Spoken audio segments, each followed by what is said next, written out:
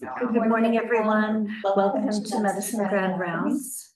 Before we begin, I would like to respectfully acknowledge that we are located on Treaty 6 territory, a traditional gathering place for diverse Indigenous peoples, including the Cree, Blackfoot, Métis, Nakota Sioux, Iroquois, Dene, Ojibwe, Saulteaux, Anishinaabe, Inuit, and many others whose histories and languages and cultures continue to enrich our vibrant community. I'm very pleased to introduce Dr. Ashley Whidden and the panel, whom she will introduce shortly. The topic today is Leadership is for Everyone. Excuse me. And this topic arose through two different groups. One is the Leadership Development Group from the Department of Medicine Strategic Planning Strategic Plan, and the other is from the Access, Community and Belonging group. And the idea is to plant the seed that leadership is for everyone. So I'll hand it over to Ashley, who can introduce the panel. Thank you, Jennifer. Well, good morning, everyone, and thank you very much for having me and our panel. So just to begin, no major disclosures, no conflict of interest. I hope, in fact, this is the opposite, that we're trying to bring people together, and there's no financial support for this session today. So just a brief overview of what we're going to accomplish over the next hour. So I wanted to introduce the Leadership Development Series, which today is the first session of, and then we hope to grow it from here. Introduce today's session topic, so that is Leadership is for Everyone. I'll introduce our wonderful panel members, and the bulk of the time will be giving them the chance to share their stories and insights about their unique paths to leadership. We'll have the chance for questions from the audience, both in the room and virtual. And then afterwards, we invite all of you to join us on the 8th floor of CSB in the Department of Medicine social space, the deck, so that we can continue some of these conversations and you can get to know our panel members better and hear more about the work that they're doing. Okay, so the idea of the Leadership Development Series came from a number of conversations that I had the chance to have with leaders throughout the department. And something that came from those conversations was that often our leadership development opportunities don't lead to some of our potential or developing leaders. We also know that there aren't a lot of formats that allow people in all different leadership capacities, as well as at all different time points along their career, to come together and talk about successes, challenges, or just general leadership principles. And so, because of that, our goal for this series is, number one, to provide opportunity for those discussions and skill development to all Department of Medicine members. So that's learners, junior colleagues, more experienced colleagues, and people working in all different domains. We also work in a really unique place in that we have this intersection between the university, Alberta Health Services, as well as with our community partners. And so we wanted leadership development opportunities that appreciate some of those unique, again, challenges and opportunities. And then finally, leadership can be lonely. It can feel isolating. And so we're hoping that this series can help to facilitate some of that connection, community, and support between both our future and our current leaders. Here we go. Today's session is Leadership is for Everyone. And this topic in particular came about in discussions that I had with Dr. Lindsay Bridgland, as well as Shana Ross. She's a faculty development consultant working within the Faculty of Medicine, and Dr. Lisa Purdy, a physician within laboratory medicine and pathology. She's also the faculty assistant dean for Access, Community and Belonging. And in those conversations, something that I was reflecting on was that when I came into medicine, some of the messages that I received in a variety of ways was that leadership looks a certain way. And in order to have a meaningful impact, I had to look a certain way, talk or behave a certain way. I needed to have particular lines on my CV. and that the work output had to fit a certain format. And that felt uncomfortable. And so although those messages felt loud, they didn't feel true, because this is what felt true. So as the four of us were talking, we thought, well, let's start with a forum where we can bring this to light and we can hear from people and their own experiences to know why this has also been true for them. So when I say leadership is for everyone, and I'll stop saying that line over and over, I promise. But when I say that, what do I mean? Well, I'll start with what I don't mean. So I don't mean that everyone needs to have a formal title. I don't mean that you have to raise your hand for the next opportunity that comes along. What I do mean is that everyone, each of us, has an impact on the space around us. So we show up with our attitudes, our attributes, our experiences, and that has an impact. Each of us, again, on a daily, a monthly, a yearly basis, have influence that can help to shift the compass of where the group is moving towards, and hopefully in a direction of shared growth. And then each of us have unique qualities and unique experiences that allow us to innovate, problem solve, encourage, and those are all forms of leadership. So I hope that clarifies a little bit. So with our panel, we have brought these people today very intentionally. So our goal is to highlight work that is being done, again, across clinical, research, education domains, but even broader, quality improvement, community advocacy, access, community belonging. So each of our panel members has a unique path to the work that they're doing. Their work looks different, and yet they are all leaders. And in some way or another, they may be hidden or informal leaders that don't necessarily fit that traditional mold that we think of, but their work is meaningful and impactful. So I'm really looking forward to getting the chance to hear their stories. And I do want to say, if you come into a room of accomplished colleagues, or you're looking at a panel of leaders, and the question comes to your mind of, do I belong here? I want to say welcome. We're really, really glad that you are here. You are someone that we had in mind when we developed this session and this whole seminar series.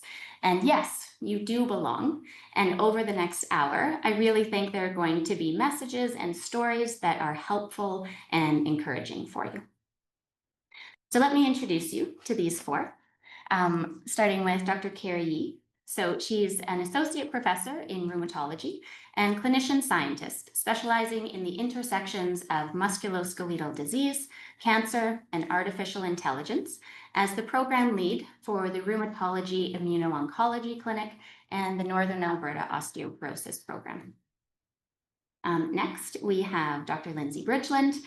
She is an associate clinical professor in general internal medicine and the general internal medicine subspecialty program director. She's also the director for the Department of Medicine Access, Community, and Belonging Committee. Next, we have Dominic, Dr. Dominic Mudiayi. He is an assistant clinical professor and the lead of quality improvement in the division of GIM, and member of the Edmonton Zone Quality Council Strategic Clinical Improvement Committee. Outside of his work in the Department of Medicine, he collaborates with the Africa Center scholarship program for refugees and immigrants pursuing post-secondary education, and leads a not-for-profit health promotion series that works with French-speaking Albertans. And then we also have Dr. Nikhil Shah, an associate clinical professor in nephrology with an interest in quality improvement. He is the provincial medical informatics lead with experience using social media for medical education, community, and promotion of clinical practices. Okay, we'll shift over to our panel. So please, especially in the chat, if you're not hearing us well, let us know and we can adjust where we're at.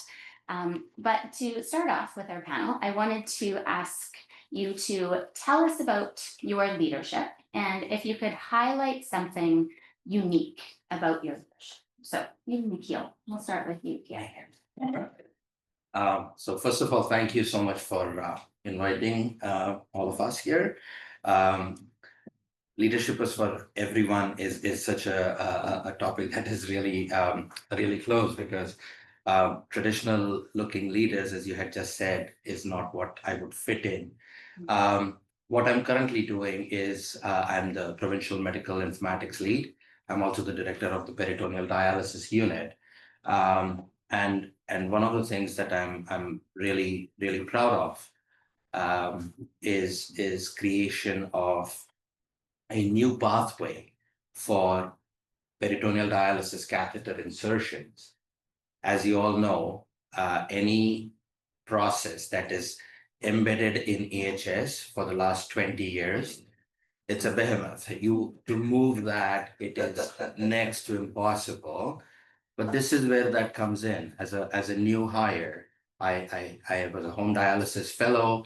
As a new hire, I saw that there was something that needed to be better. And then the most important thing I did was I started talking. I started talking to more people. And then more importantly, I started listening.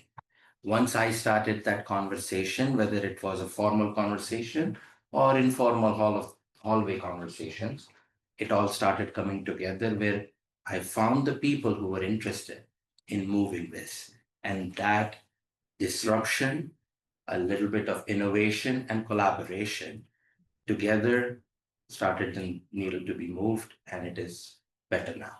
So I'm particularly proud of that particular part of the leadership and the style that I use. Yeah, well, thank you. Okay, Dominic.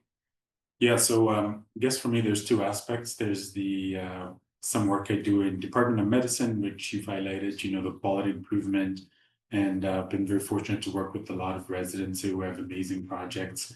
And outside of the Department of Medicine, what's really unique about the things that I'm doing is volunteering. Now, I've been a volunteer in the community, like many of you, for many years.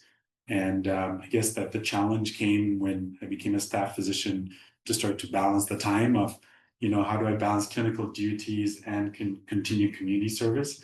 And that the passion has continued primarily because there's a lot of value to educating people. So one of my passions since the COVID pandemic, when I was inundated with questions about vaccine safety and whether the pandemic is real or not, was I realized that there's a lot of medical misinformation, and there's a specific subset of people in Alberta, especially language minorities, who didn't have the same access to the information that everyone was getting. And so I thought there was a great opportunity to start educating people on more of a group format. And I was meeting a lot of people in a hall just like this, 40, 50 people, and just telling them about what I do, but more importantly, giving them an opportunity to answer questions. So that's the unique part that I've found to be very fulfilling, is using my knowledge in a public format to help combat misinformation. Thank you. Lindsay.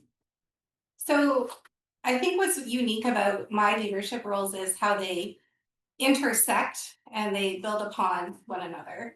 So as the program director for GIM, I have administration of education as a priority, but I've learned a lot in my director of access, community, and belonging role. And so they are really intertwined together, ways that I can enhance education and bring ACB into education.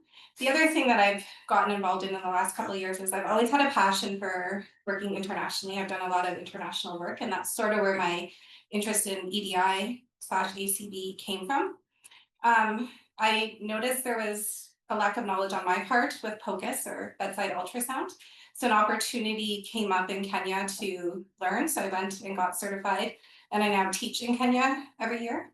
And so that also intersects with helping grow the POCUS part of our GIM residency program. Yeah. Thanks. Great. Wow. And Carrie. So I think the question was, what am I sort of be most proud of? And I would say, first of all, I came into this with, I don't have any official leadership roles. And so I feel like what was in my introduction was kind of just like I do lead these clinics, but I don't see myself as necessarily like a named leader in these clinics. But I am really proud of the Northern Alberta Osteoporosis Program, because it started off with just me wanting to treat more patients who are on glucocorticoids with something to protect your bones. And that slowly evolved into a multidisciplinary clinic, and then now it's a clinic with 5 physicians. But again, like, I don't think of myself as I have this, like, I don't have a formal role, but I see myself as a collaborator. But I think just that passion of having a problem that I wanted to solve over the years has grown into a program where maybe I have taken on a leadership role. So I am proud of it, and I definitely didn't intend to become a leader in this area. Well, that ties in great. My next question was going to be around that idea that often people don't plan on becoming leaders. It's not intentionally the goal, but it happens over time. As you said, gradually, when you find something you're interested in and chip away at it and collaborate with it. So I guess I'm wondering, why or why not did any of you see yourself eventually in leadership? Dominic, does that fit your experience?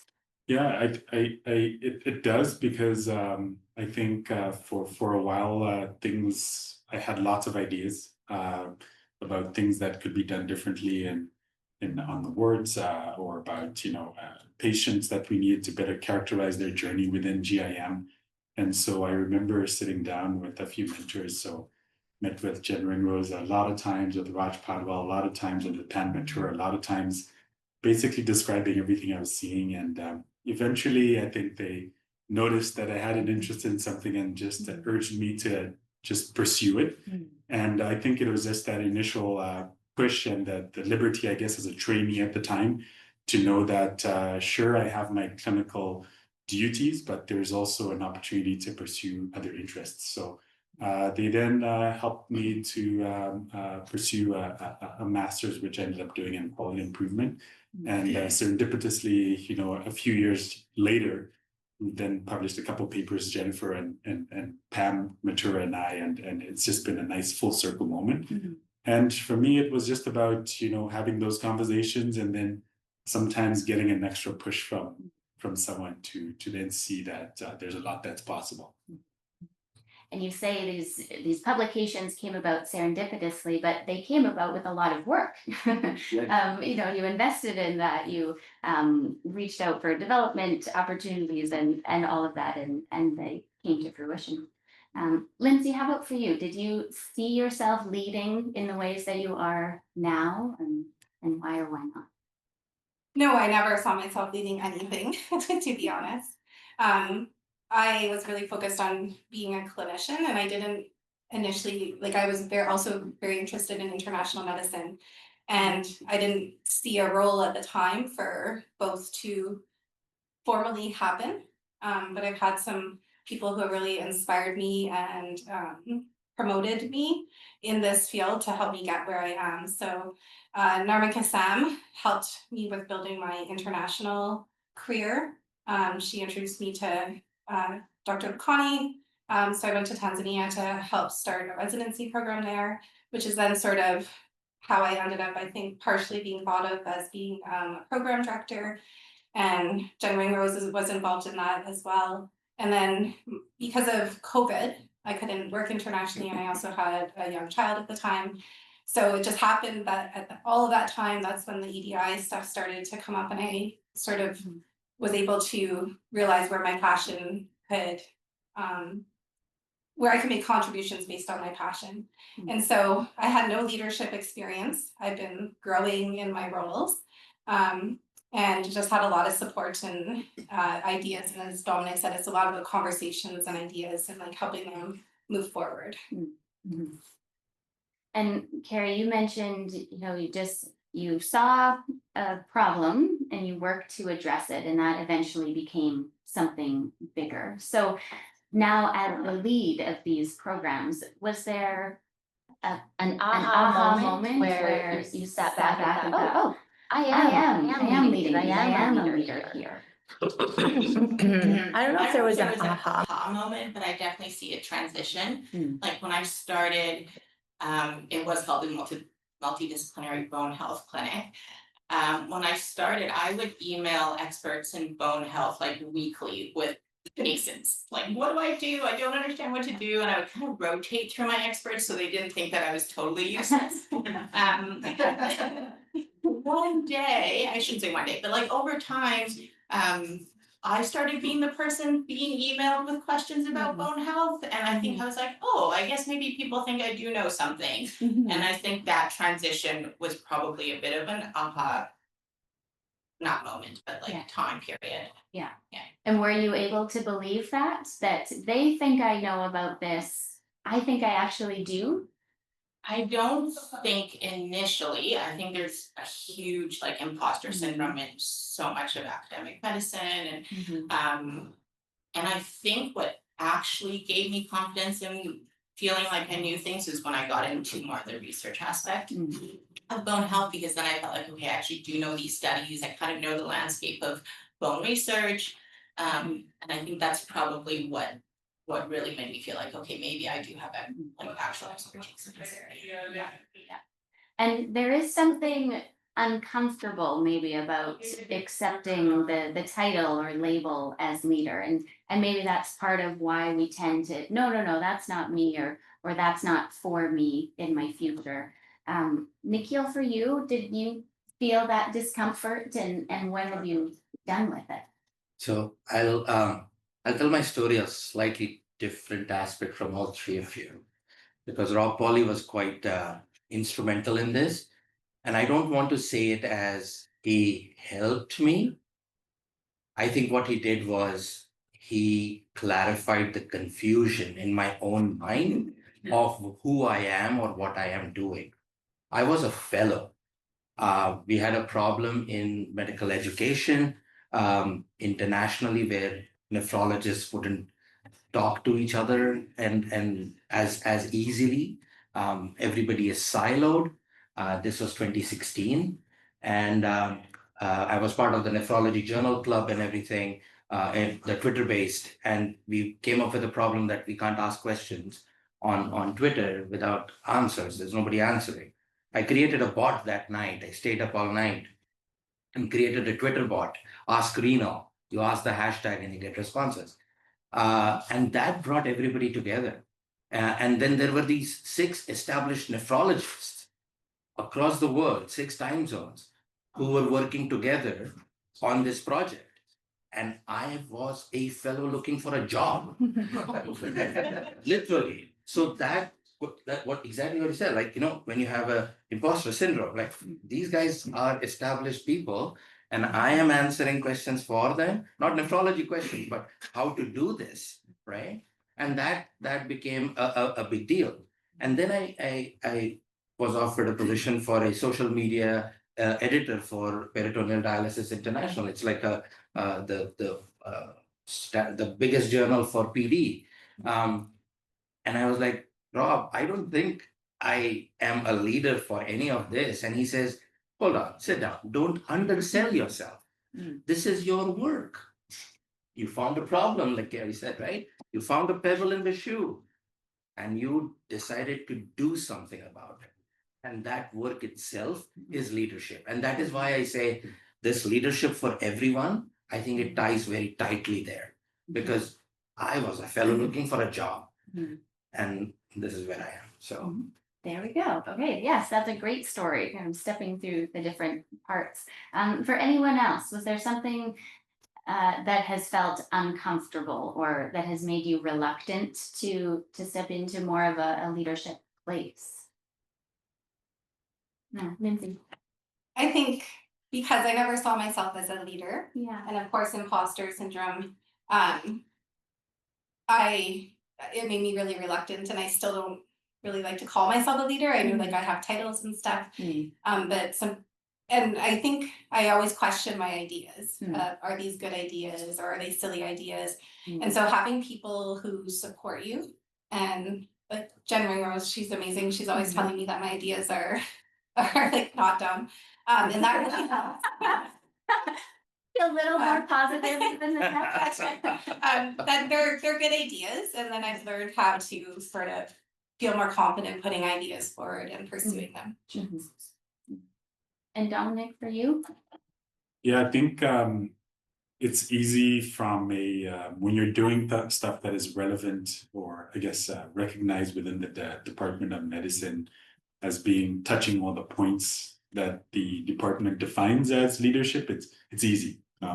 But I would say when you're starting to think about projects in the community, when you're doing volunteer work with non-for-profits, and you know that there's actually no section on the Department of Medicine template for CVs or resumes that says community service. Like it's not considered. So that became a big challenge when, you know, I was busier as a staff physician, and I was saying, okay, how much, you know, do these activities bring value to my life? And at the end of the day, you know, they don't remunerate me at all, but you know, there's a lot of value that they're bringing to members of the community. And so it's a pity, I would say, that they're not recognized in the department, and it was a barrier initially, but for me, there was so much personal value that it's just stayed in my life. Thank you. Thanks for sharing that. And so when we hear sometimes these leadership paths, it's easy to just hear the highlights, right? Like I was interested in this, I did this person encouraged me, and now I'm here. But we know that's not often actually how the journey goes. And so Dominic, you touched on some of those barriers, whether it's you know, what you can't promote that you're doing or that isn't recognized. So let's spend a minute talking about some of those barriers you've come up against. What's been hard, and what have you done to actually address them? Here. I think probably the biggest barrier is just feeling like you can do it. I think like I don't even have a bachelor degree. Well, now I have a master's degree, but when I started doing, I'm going to talk a bit about research because I know what my leadership role is maybe in this clinical space, but the majority of my job is research. And when I started doing research, I had my MD, I didn't even have a bachelor, like I didn't really have any credentials. And so it felt very scary to do research and to reach out to people, because again, it's like you're cold calling people, you have no experience, you have no pubs, like why would people? I think just that starting part was very difficult. I find now having research collaborators and being sort of known in a little niche field, it's so much easier to make contacts and to reach out for help. But it's early on in your career when you really need help, when people kind of ignore you. So I think that's a big barrier. But I mean, for me, how I have to really give credit to a very specific person, Bill Leslie in Winnipeg, because I was looking for an osteoporosis mentor. And I would say our local osteoporosis mentor, Meet Majumdar, was not available at that time. He was quite sick at the time when I first graduated. But he worked really closely with Bill Leslie. And so I just cold emailed Bill Leslie, and he was the one sort of senior osteoporosis researcher that took me under his wing, and he's still like. So I think don't give up, find that right person who can really mentor you. It's helpful to hear that even just that sense of being ignored can be a barrier. And so just having to kind of muster that courage that I'm just going to cold call some people and reach out and then make the link that can overcome it. Okay. Nikhil, any barriers that come to mind for you? So there are two types of barriers that I feel are important. Some of them are external barriers and some of them are internal barriers.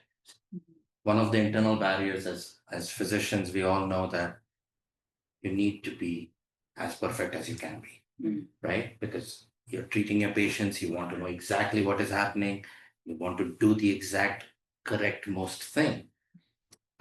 Many of the leadership plans or many of these plans that you try to have, if you spend that incredible amount of time trying to perfect something, you lose out on the teamwork.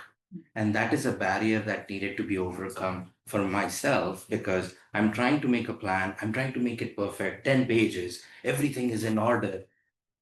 When I take it to my team, the first thing that it would sound as, I don't trust you. right? Because you have the whole plan written, you didn't ask for any help. And I think that barrier needed to be overcome. As a team leader, as a lead, take a 30% plan and put it on the table and let them rip it apart. Having that vulnerability is really important as a leader, because then you are relatable to the person in the room. And external barriers, the behemoth I already talked about. A lot of that kind of are conversations that you are having with people.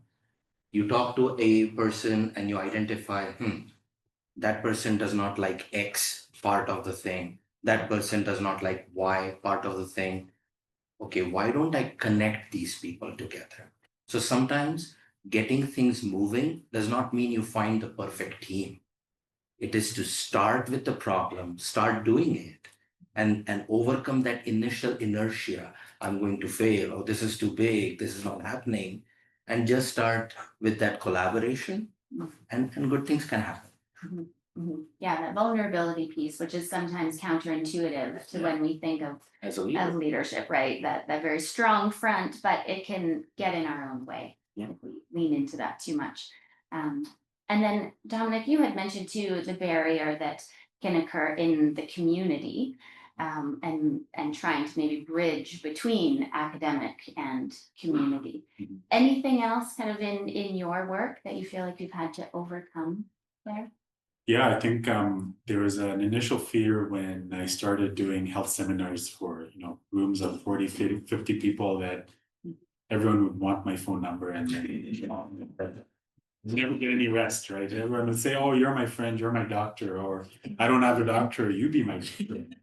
And that probably happened the first time I did it, is that I had a long list of questions from everybody who gave me their personal history, family history, and then said, figure me out, So while initially that was a fear, I realized that it's just coming out of people who don't have primary care access, people who don't have access to information the way we understand it within as healthcare professionals. And it was my job to craft or at least organize the information that's put out there by AHS, by public health, in a way that people can understand it. And then by providing people with actual resources that they can that are reliable. And once I was able to do that, the number of questions decreased, people stopped asking for my number, and then things went much better there. So I think there was an initial fear to do it, but once I did it, I noticed that, people just want the information, and they want to hear from somebody that they know and recognize. Sure. And so Carrie, you brought it up, kind of that imposter syndrome, the lack of confidence, that for sure can be a barrier to us even stepping forward, and we second guess our own abilities. So Lindsay, I wanted to ask you, what has your experience with that been as well, and what have you done or are you doing to manage that, because now you are stepping into this position? Yeah, so I think the scariest position that I took on was director of formerly EDI ACP. It's a very challenging role in that not everyone is on the same wavelength, or like there, and so I would feel that I would propose a project or try to implement an initiative, and the feedback would be very dichotomous, and then I would question myself. And so one of the things I did, well, there's a couple of things. One, I did a certificate in equity, diversity, and inclusion through UBC to get more skills and whatnot, and learn more information. And then I've also developed a lot of collaborations across the country. And so now I'm on like a community practice, a national community practice, and I have a bunch of people that I'm working with in this field across the country. And that really helped me move things forward. Great. And Carrie, for you, you said, you reached out, you cold called, you got some support from mentors, but with that confidence of feeling like you didn't see yourself as a leader necessarily, how have you managed that for yourself? What has been helpful? I think and this is something I'm like working on, I think I am slowly coming to the realization that that uncertainty is just always gonna be there. Like I used to set these goalposts of like, if I publish in this journal in Bone, then I'll feel confident. And then it was like, if I can, and my big goal for the longest time was, if I can get a CIHR grant, then I know I can do it. And then I got a CIHR grant, and now I'm like, it was a fluke, I'll never get another one. And so I think what I have to realize is like, there is probably no end game here, like it's just a constant process. And like in research, it's rejection every day. I wake up, I check my email, and I just think, oh my gosh, which paper got rejected, which grant got rejected, like it's rejection, 9 times, and then maybe you get like a little bit of good news. And so I think for me, I've come to this realization, there's probably no end to this. This is just a feeling I have to sit with and just like try to go with the ebbs and flows of feeling sometimes more confident and sometimes less. Right. Yeah, and if we expect that something external to us is going to make us feel like we're enough or like we've arrived, that I did it. There isn't something out there. It's coming from inside of us. The solution is probably inside of us. And Nikhil, when you were going through that process as a fellow, was there something then or something now that has been helpful for you? Helpful in the terms of, Kind of building up that confidence or feeling like, yes, I can take on this next level or this next project. I think a lot depends on mentorship here too. And mentorship in the right way. I wrote a letter of intent for the job position or whatever, and Rob is saying this. I probably went to Rob Polly to ask, I didn't get this or whatever, and he is like, you have the work. Do not sit on it. Keep working, and opportunities will come. The question was validation of your own work. Sometimes you absolutely need somebody to say, not to support you, but to get that confusion out of the way of yourself. And I think that is really key. When we say that everybody has mentors, right? Everybody is being a mentor, but it is about not just propping you up, but to showing you the way, and you do the work. And I think that mindset needed to change for me, rather than, oh, I'm in this position, I can't do anything further, there are so many barriers. I think him stepping in and saying, okay, forget about the barriers and everything. Why don't you do this one thing, keep doing it, and we'll see. Having that confidence that, it's all right, you can keep going.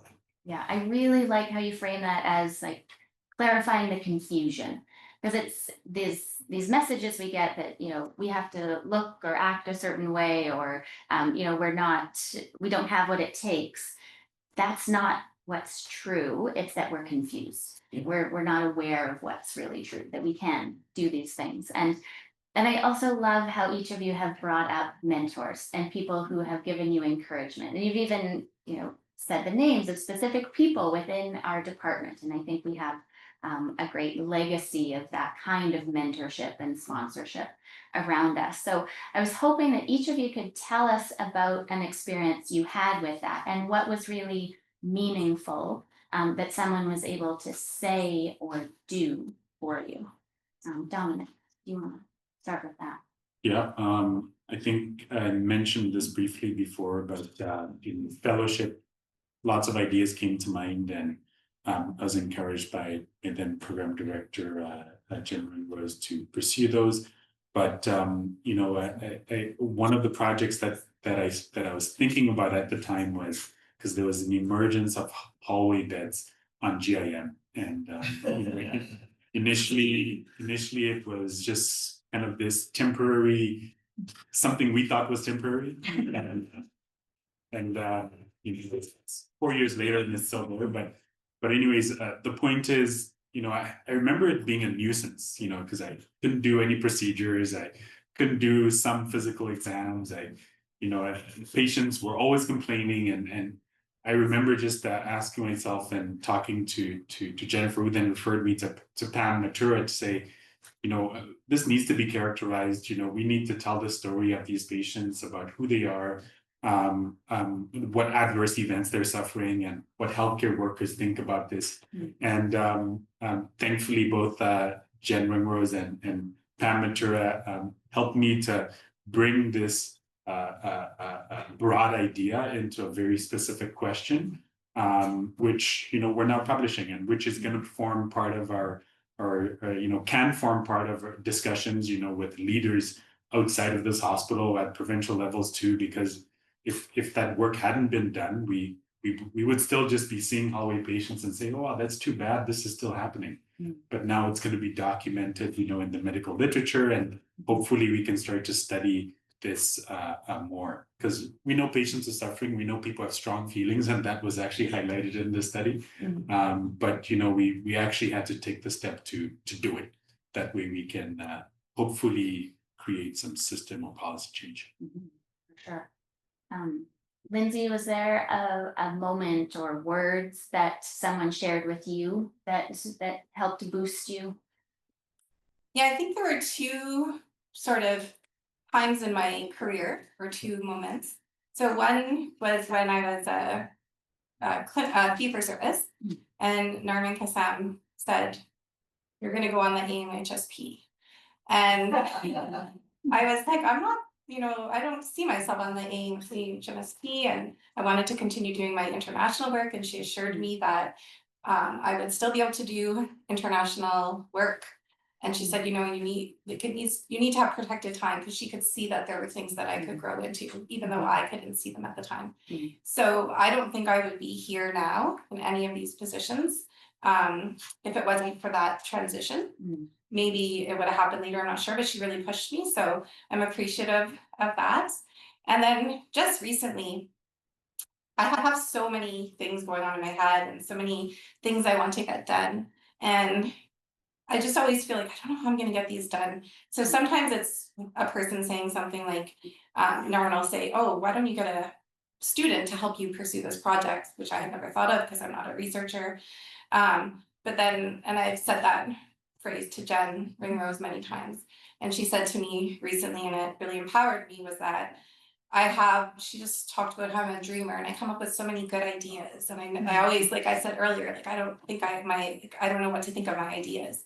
And so she really inspired me to say, hey, your ideas are good. So I felt more comfortable lately, like in our national community of practice, like I've just sort of been spewing out ideas. And then then you have to find the groups and the people who can help you bring those ideas forward.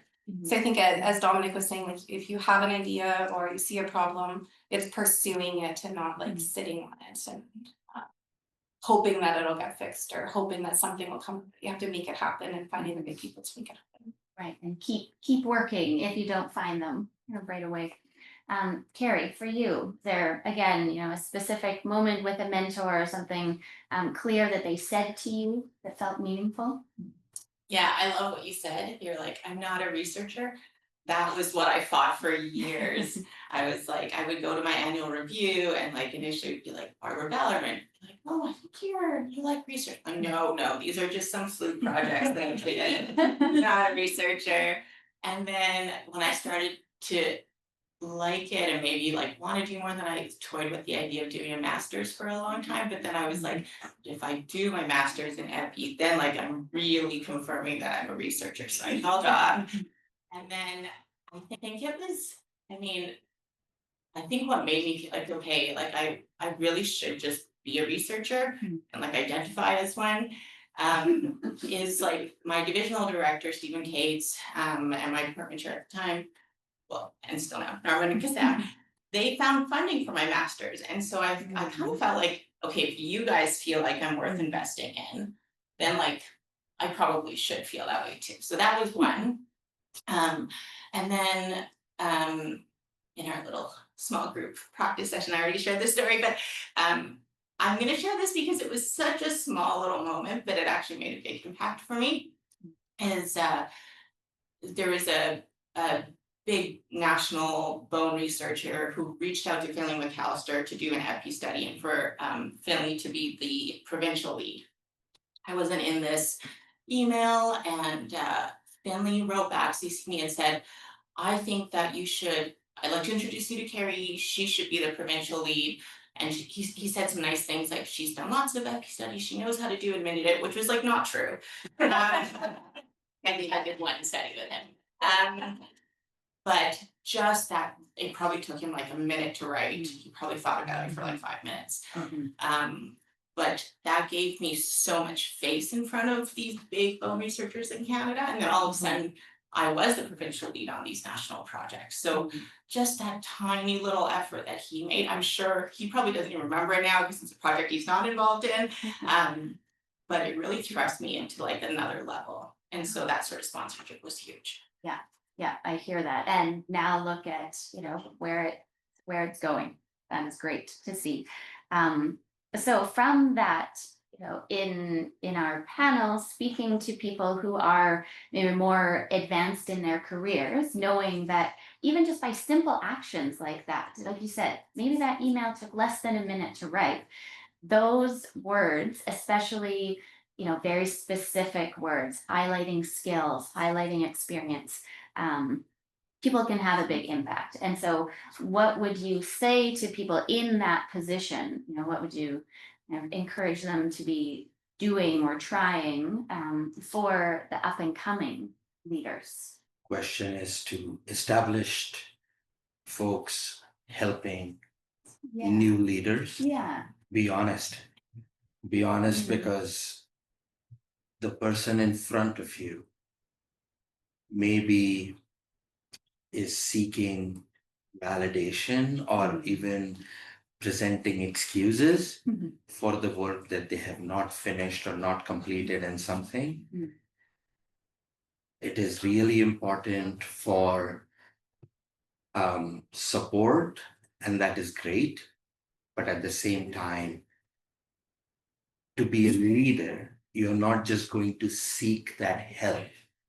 You're going to feel the problem and you're going to try and solve it, knowing that that person is there when you need them. It's not that that person is going to prop you up all the time.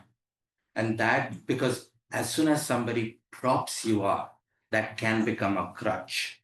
And that can be a problem for a leader going forward. And what I feel is, and I truly appreciate the mentors that I have had over the last decade here, where people have put in the word for encouragement and everything. And I also appreciate the folks who said, that's BS. Just stop with that and move on with the work that you are doing. Sometimes that is also an important part. So be honest with the person in front of you. And I hear that, rather than taking something over, be the support to help people grow and continue with the work. Empower them. Empower them. Instead of propping them, empower them. You can do it. Right. That kind of thing. Dominic, would you have anything to say again to the experienced or established leaders, what impact they can have on our potential and growing leaders? Yeah, I would say take the time to have that short meeting with whoever asked for one. Made a big difference in my life, of course, and my trajectory, be it to do quality improvement work or community service work. And in fact, it's become a practice of mine. In fact, a lot of people reach out and say, can we discuss this project or idea? And in many cases, it's led to projects. So actually, shout out to Amanda Lee, who's here, and Jack Deep as well, who have came to me with ideas, and we brainstormed them over a couple meetings, and now have become formal projects. So I think there's a lot that can happen. There's a lot of people who are seeing the world and how we can do things better in medicine. And if you take that 5 minutes to meet and to brainstorm, there's so much that can come out of it. Okay. Well, thank you. I wanted to move on to questions from people in the room or questions in the chat. So why don't we start here? Yes. Yeah, listen, thank you for the presentation. So listening to all of you, I feel like there's a comment thread that hasn't been explicitly named, but has been referred to many times. And that's of the role of sponsorship, right? Like many of you, like Carrie, you said like Finley put me forward or put me in touch with the people or, made those connections versus having to make cold calls. And I feel like that is such a critical thing that hasn't really been named here. And we often think of mentorship as like, you go and, you're good. And those are good things too. But I think to me, the things that made the biggest difference were when senior leaders took me by the elbow and said, these are the people who I know who are influential in this field. And I have a connection, let me make one for you. Yeah. And so I feel like that hasn't really been named. The other thing, I guess I'm just reacting and thinking about what gives me reaction. And the thing I felt most uncomfortable, I think, within this presentation was your opening remarks, where you mentioned like there's a certain way that people are meant to be leaders and you have to do this thing or be this way. And I feel like to me, that in itself is a little bit of either failed or limited mentorship because I'm much older than you are. And when I went forward, I had mentors who told me like, you need to get a PhD in pharmacoeconomics if you want to get hired here, and that's the only way this is going to happen, and that's what we want. Yeah. But then I fortunately had other mentors who had different perspectives who were like, you need to figure out what your skills are, what you can bring, and what the school needs. Yeah. And align yourself and skill yourself up in that way. Yeah. And so I feel like I would encourage junior people when you're hearing mentoring messages that don't align with how you see your future, to seek other mentorship or find other messaging and maybe not stop there. Yeah, absolutely. So to your first point, just that role that mentors and sponsors can have in forming those connections and the community. And I think those connections then help, as we can see here, people feel like, oh, I can be part of this work. I can rise to those new roles. And so you're right. I think that can be pivotal for sure. And thinking about people who have not yet found that connecting person, another message that came up was, well, keep trying, keep going, keep asking, keep sending the emails or, finding people in the hallway. And that relates to your second point of if you're hearing these messages that are uncomfortable, that feel limiting and don't feel true, there's something better out there. You just have to believe that it's worth it to try and find that and to find your people who can give you the encouragement. Which comes back to sponsorship, like I think of Carrie's story, like maybe you can't find someone here for a variety of reasons, which are maybe not in your control, but maybe someone can help to introduce you. And that certainly happened for me with like key mentors at McGill and different places. And I hear, like with you in Winnipeg. So just trying to think about like, I think as senior leaders, we can't be perfect mentors, but maybe we can find other people for them. Yeah, and it probably is that it's a tapestry, not just a single point where one person fulfills all of that role. Yeah, great, thank you. Can I just add to that? Yeah, I think it's not that like the people are saying, oh, you can't do this, or you don't look the right way, or you don't dress the right way. I think a lot of it is the inherent messaging and then the imposter syndrome that we have as ourselves. And so the sponsorship, I agree, is very important because people can tell you, oh, go do this and do this, but you won't necessarily know how to do it. And so that's where the sponsorship is key. People can put your name forward to give a talk at a conference, and like that can make a huge difference in your career, or as Finley did, introduce you by email. And so one message I would like to convey is that when people ask you to do stuff, it's not necessarily because they're trying to get off their plate, and it's often because they are sponsoring you and they envision that there's something that you might not even realize is coming you could do in your career. And so just have an open mind. If people ask you to do something, it's not to make work for you. It could be them sponsoring you quietly. I also want to add something to that. With the sponsorship thread, sponsorship does not happen, you have to work on it, and a sponsor would come along. So finding that pebble in the shoe and continuing to work on it will then ultimately lead to a sponsorship, because sponsors just don't come along always. And I would encourage people who want to be leaders in the future, right, to not give up because they don't have a sponsor.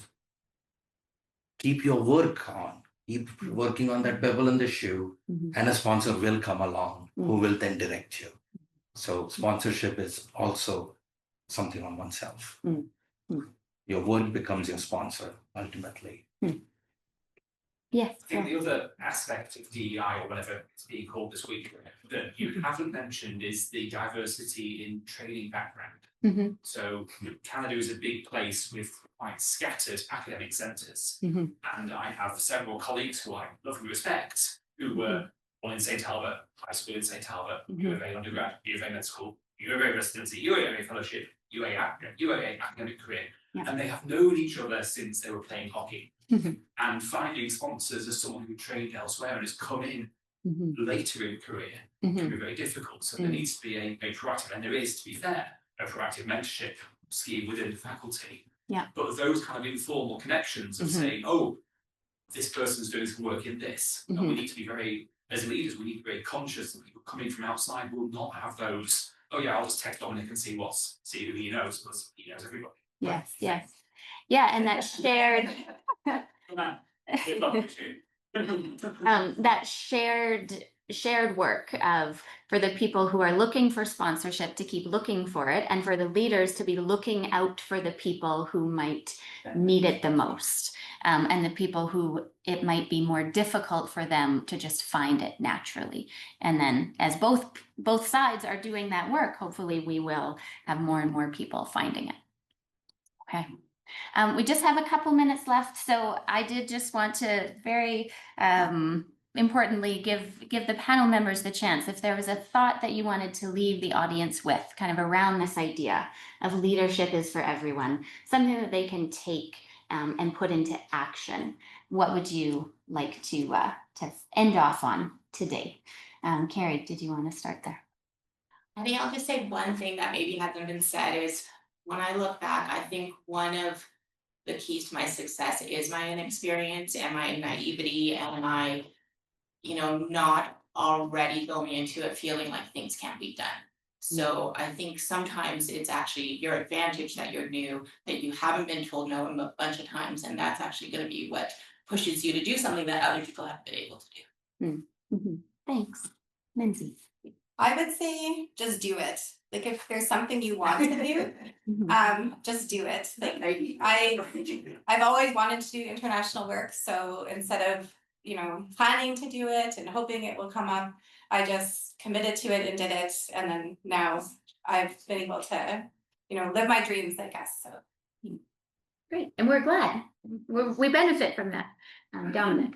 I would say leadership isn't a solo act, so it's a collective effort, as Nikhil said, between you and between many other people that you'll be able to interact. Nikhil. Every one of you in your day-to-day has identified one thing that is not perfect.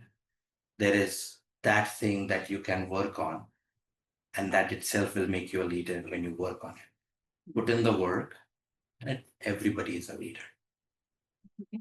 Well, thank you.